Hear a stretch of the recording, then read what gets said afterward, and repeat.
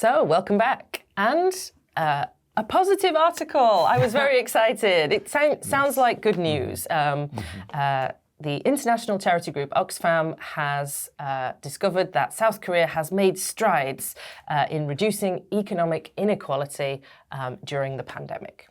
Sounds like amazing news to me. Surely this is what everybody is hoping for. However, it's perhaps not as big a strides as many people might hope for. The nation still places relatively low overall, coming in 24th out of 161 countries, but that's still not bad. 24th is still pretty high on the list. Yeah, it's above top 50 percentile, so. Exactly. So something to be proud of in its own way, as this is an improvement.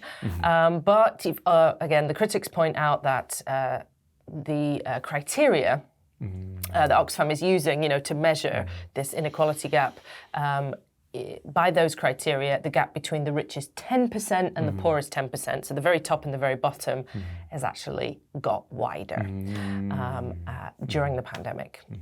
And I think that part of it is something I definitely recall from reading about the UK as well.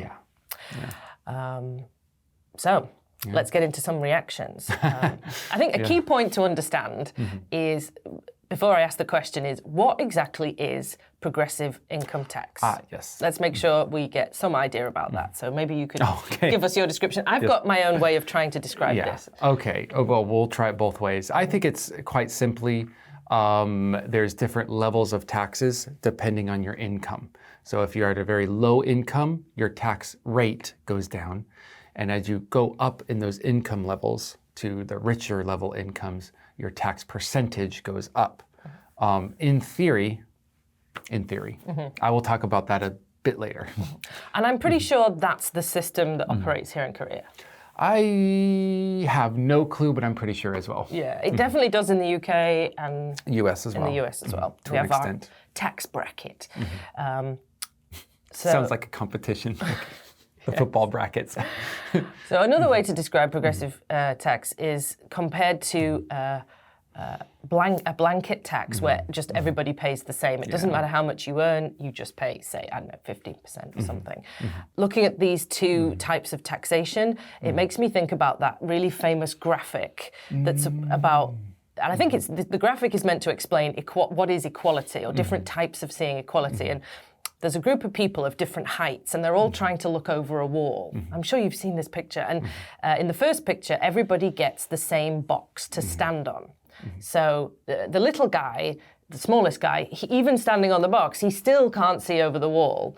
But the tall guy, who already could see over the wall, is standing on a box and still seeing over the wall. So in the second picture, the very tallest guy has given his box to the very shortest guy, so he can still see over the wall, and now the little guy is high enough to see over the wall as well. So the end result is everybody can see over the wall, but they each have a different amount of boxes. So which one represents equality in your opinion? The first one represents sort of blanket tax, and the second one represents a progressive tax. Do you think progressive income tax is going to be good for a country? And maybe what are the pros and cons, if you could think of them? I think I'm results focused. So I prefer the one where they can all see over the wall at the end. They all receive different amounts, but they all get the good view. I don't know why they want to see over the wall, but anyway, it was a baseball game. How was it? Yes, in the picture, it's like some sort of game. I think it's baseball, but it's like seeing something good. Seeing beyond the shadows of the fire. I think, like in theory, progressive tax and flat rate or blanket tax, those both have good and bad merits and demerits to them and everything. The problem that sticks with me the most is the enforcement of tax. Here's the problem.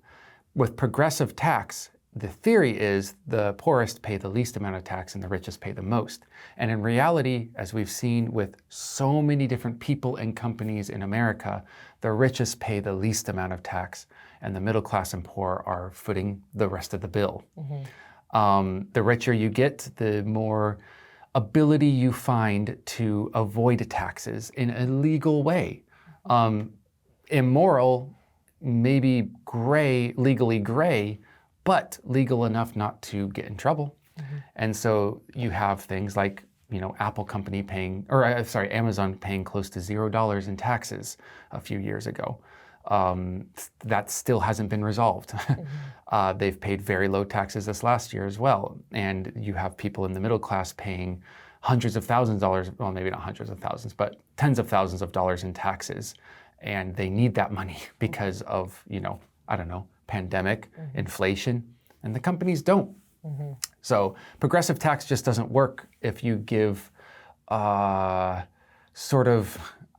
incentives or relief or ways to find those loopholes to avoid it. It has to be either enforced completely, or you need to give more, I don't know what to call them, benefits, I guess, to the lower classes. Are there any limits to the government trying to create this equality, or at least reducing inequality? To some degree, I guess everyone doesn't want too much government intervention in things like the free market and the freedom of business practices and the freedom to pursue your own goals and dreams. So I guess there are always limits to how much a government can do to manipulate or control economic situations. It just depends how far you go with it. Yeah, exactly. We'll take a look now at the vocabulary we met in this article, and then we will see you in the next one. Bye.